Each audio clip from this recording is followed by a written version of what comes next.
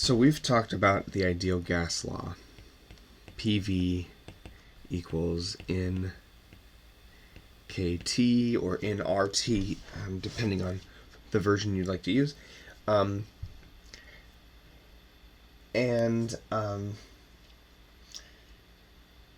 we can talk about relating changes in one variable to changes in the other variables. And when you go from one set of state variables to another set of state variables, we call that an ideal gas process, right? And there are some processes that are special, that are named processes. But let me talk about another idea first, and then we'll talk about those named processes. Turns out there's a useful way to represent a state variable. Not a state variable, but a set of state variables. This is something called a PV diagram. P.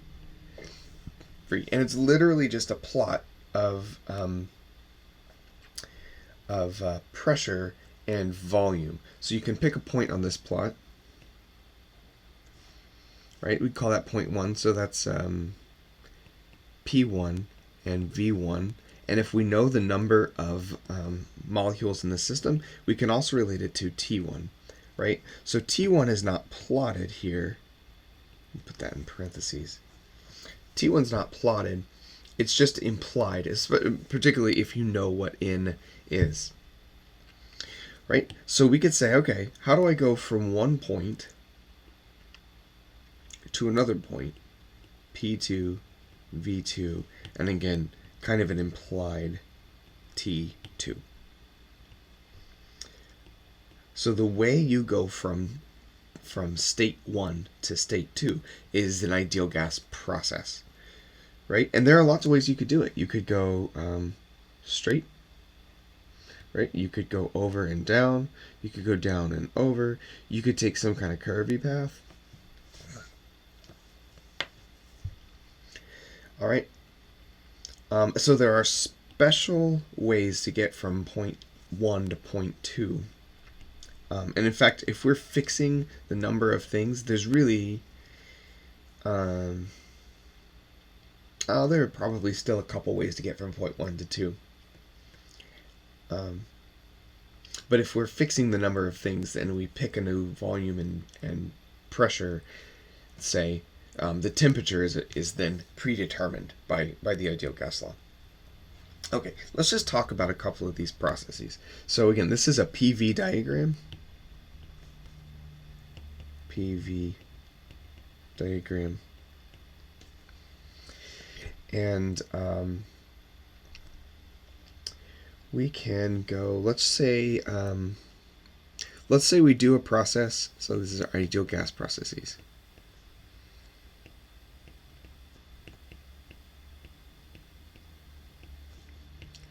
Let's say we do one at constant pressure. So that's a special process. And if you're at constant pressure, then pressure is not changing, right? So that's like this. And the process then, let's use a different color, would look like this. And if we're going from 1 to 2, it would be to the right. Okay. At constant pressure then, and let's assume here we have a sealed container. So that lets us do, so let's move down. Ideal gas processes for sealed containers.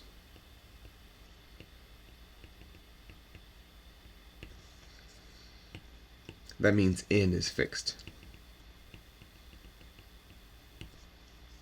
So we have a constant pressure process. That means that V1 over T1 equals V2 over T2. This constant pressure process has a name. We call it isobaric. I also want to say, in this process, the work done by the gas is exactly P delta V. We've seen this in the past. For constant pressure, work done by equals P delta V. But look, graphically, if I look at P delta V, P is a constant, and this distance here is delta V. P delta V is the area of this curve.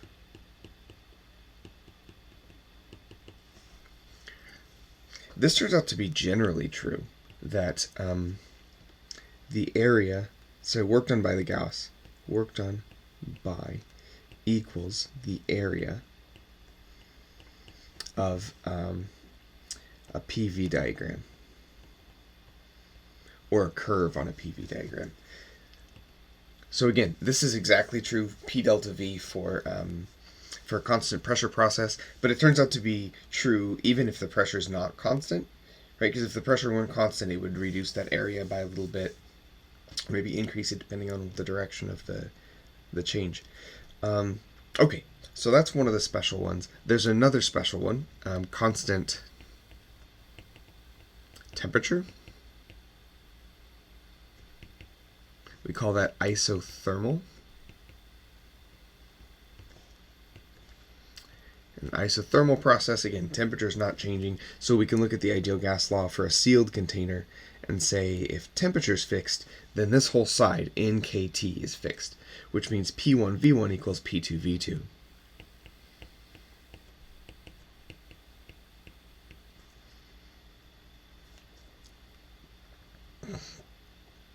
All right, and if we look, we modify our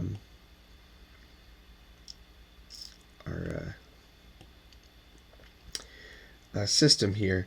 Turns out, again, if temperature is fixed, then pressure equals in kT over V. So pressure is proportional to 1 over V, and you can actually move this second point. No, I want to move the whole thing.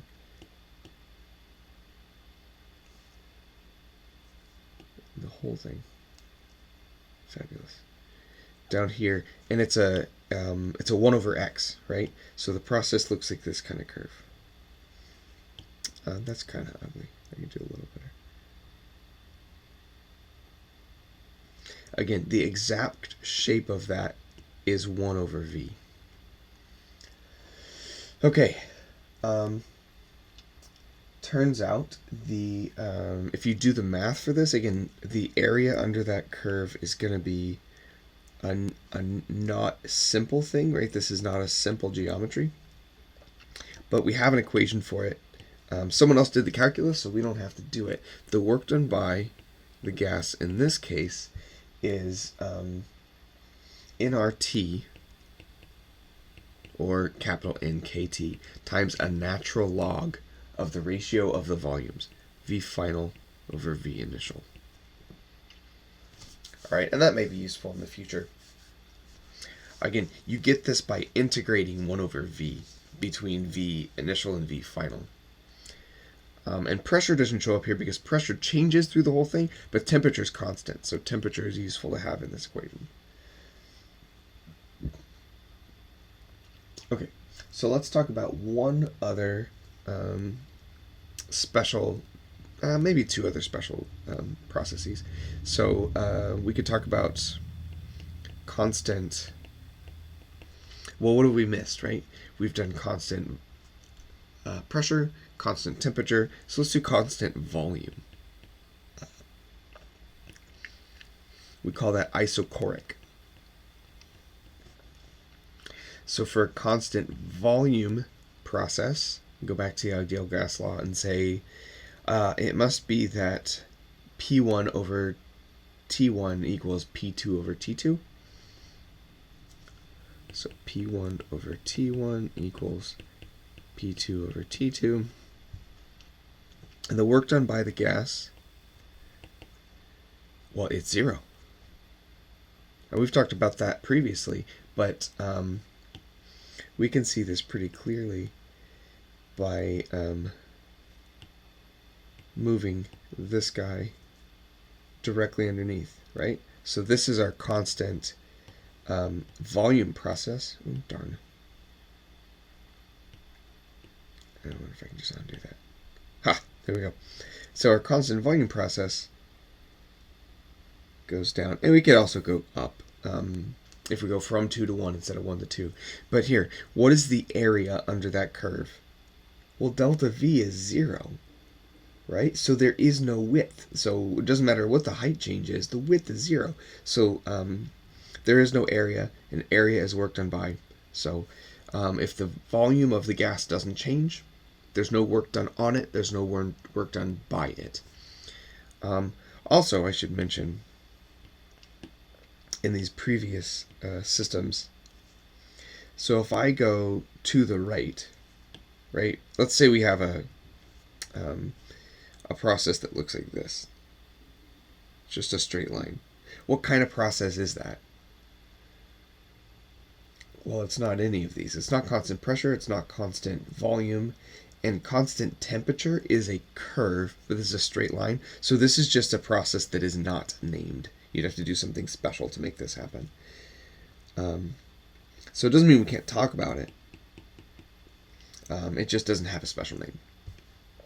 Okay, so from point 1 to point 2, the work done by is positive. But if we went the other way, if instead we went from point 2 to point 1, the work done by would be negative, right? And that just is the way that we define areas. If we're going backwards in volume, the area is negative, and the work done by is also negative, because the volume is getting smaller, so work is being done on the system. Okay, there's one other process I want to talk about quickly, and that is,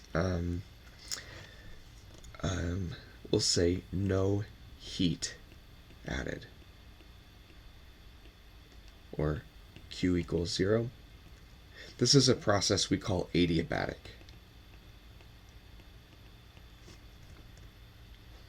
Alright, and for an adiabatic process, again, there's no heat added to the system and no heat taken away from the system. It's like the system is thermally isolated.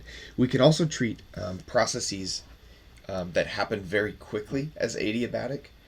There's another expression for the work done by the gas in the system, but I don't want to introduce it because it introduces you have to adjust it for what the gas is. And that's a little more in depth than I want to talk about. I just wanted to use the word adiabatic and introduce that here. Okay, great. That's a lot of information. Let's do a couple examples.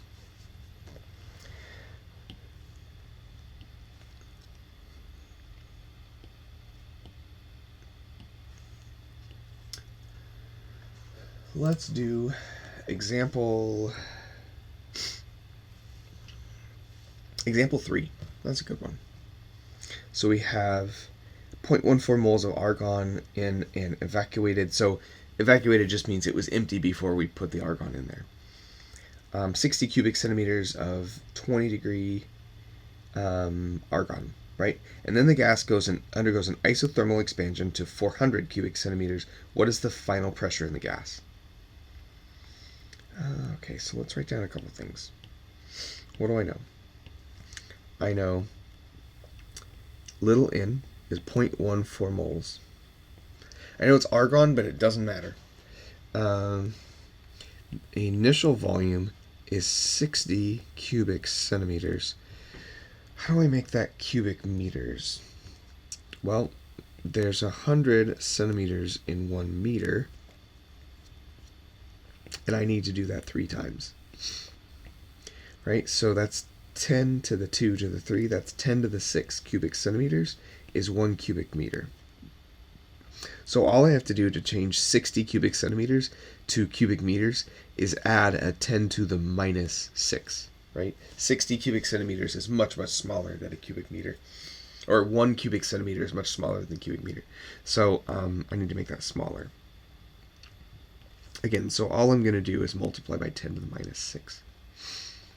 And it's useful to have that conversion factor in our heads. 10 to the minus 6 cubic meters.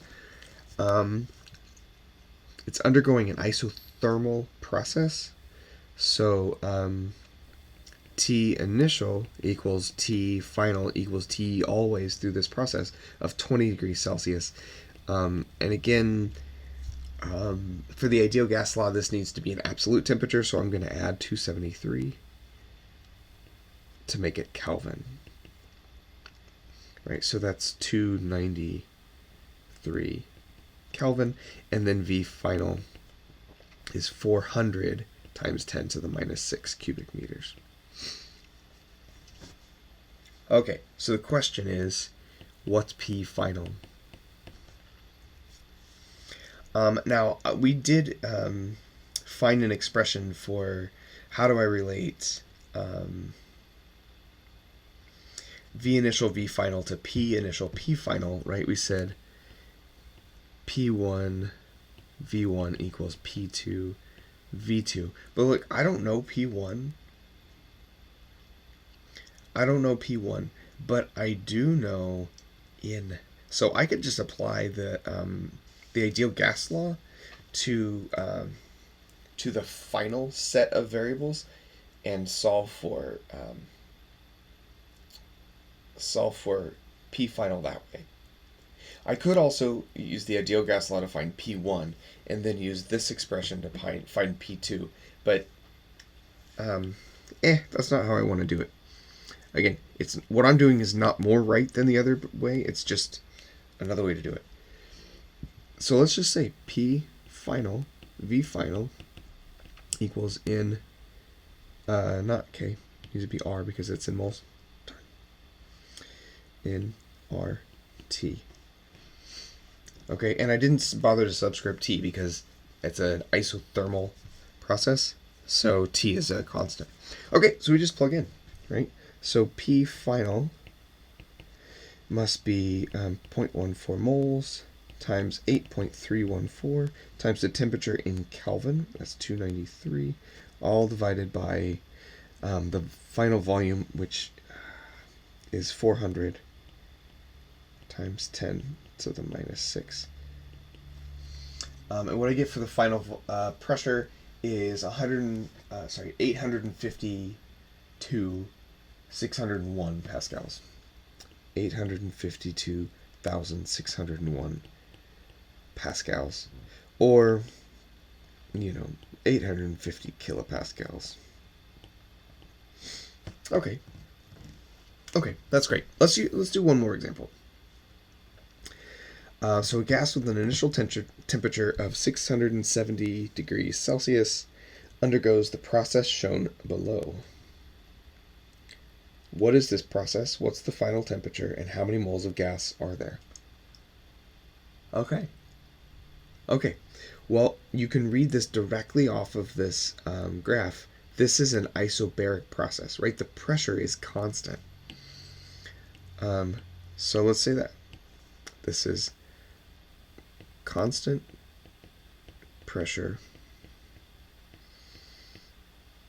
So it's isobaric. Again, not every process has a special name, but some of them do, and this one does. Okay, so what do I know? I know T initial. I also know P initial and P final and P everywhere. I also know V initial and V final. Do you see that? I can read those directly off of the graph. So that's great. That's one of the nice things about a PV diagram is it tells me all sorts of information. That's the point of it, right? And again, if I don't know number of things, I can't find temperature. Or if I don't know temperature, I can't find number of things. But here, I'm given the temperature at one point, right? T initial is 670 degrees Celsius. Let's add 273 to that to make it Kelvin. So what is that? 943. That's useful. So the question first is, what is T final? Well, again, we came up with an expression for relating volume and pressure for an volume and temperature for an isothermal or isobaric process. And that was V over T equals V over T, right? So V initial over T initial equals V final over T final. So we can oops. So we can plug into that, right? V initial here is 300, and to convert this cubic centimeters to cubic meters, I'm going to multiply by 10 to the minus 6. So, in the interest of space, let's move this over here. So, V initial is 300 times 10 to the minus 6. T initial is 943 Kelvin. And this will not work if you don't convert it to Kelvin. V final is 100 times 10 to the minus 6. And there's T final. If you solve this for T final, it must reduce by a factor of 3, which is exactly what it does. It's 314 Kelvin. Oof. Or if you subtract 273 from that, it's 41 degrees Celsius, depending on how we want to report that. And the final part of this, how many moles of gas are there? So that's in question mark. Again, we can plug into either point here, T initial or T final, or sorry, initial points or final points, but I need to use the ideal gas law, right? So let's use, I don't know, initial. P initial, T initial, nope, V initial.